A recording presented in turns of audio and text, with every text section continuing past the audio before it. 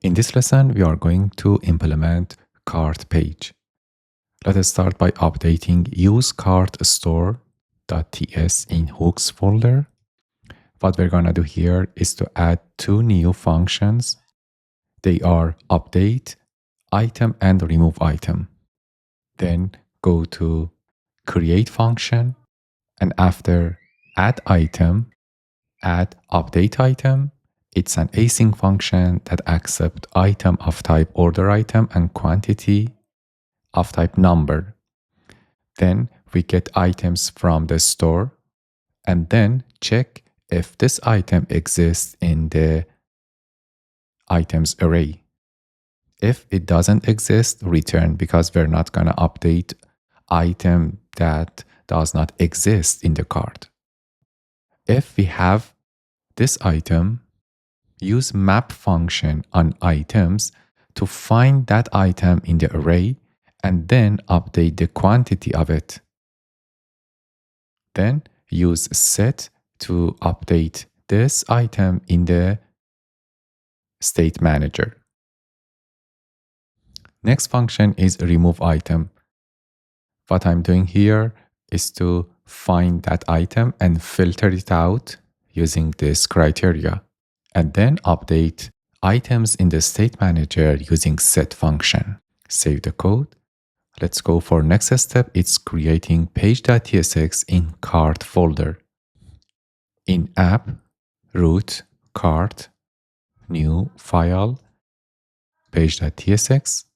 Here is the content of page.tsx. We created cart page component. In this component, we get cart items, items price, update and remove item from use cart store hook.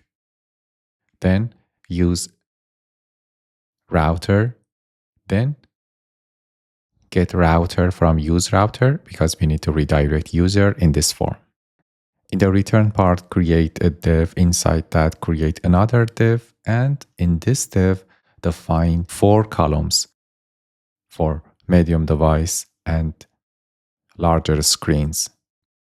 Then check items.length. If it's equal to 0, render your shopping cart is empty and ask user to continue shopping on homepage. Otherwise, we need to render items in the shopping cart. Create a cart, set cart header to shopping cart. In the cart content, render price, and it should be stick to the right side. Then convert each item to a div, set key, and set class name to flex and flex row.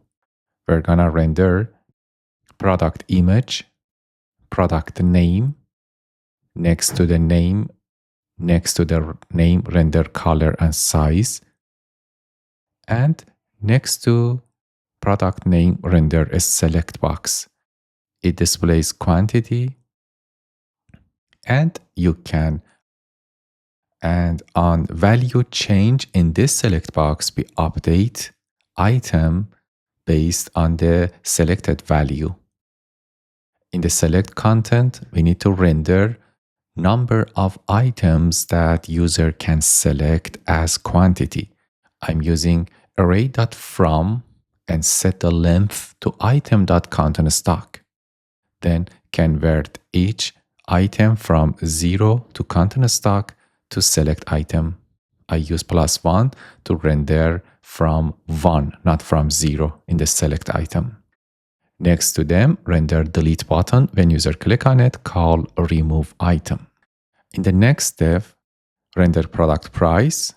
If the quantity is greater than 1, display item.quantity multiply by product price.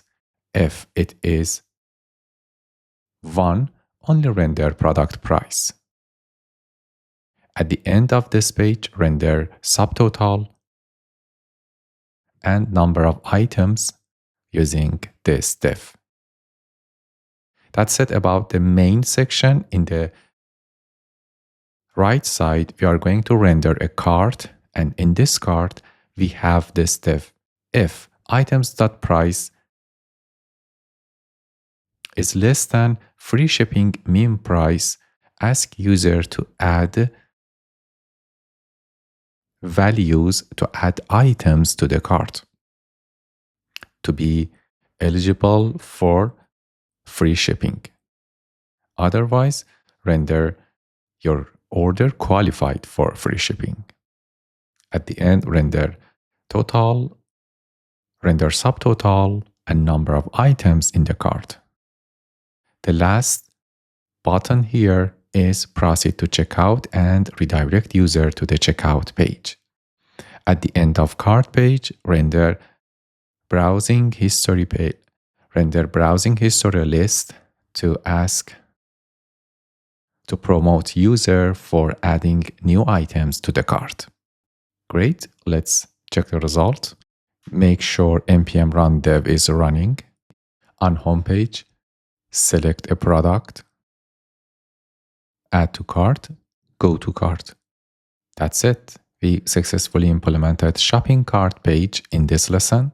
Here, we can change number of quantity. It's getting updated. We can remove item like this. And by clicking on proceed to checkout, user will be redirected to the checkout page. We implement this page in next lessons. That's it about this lesson. Until next lesson, bye-bye.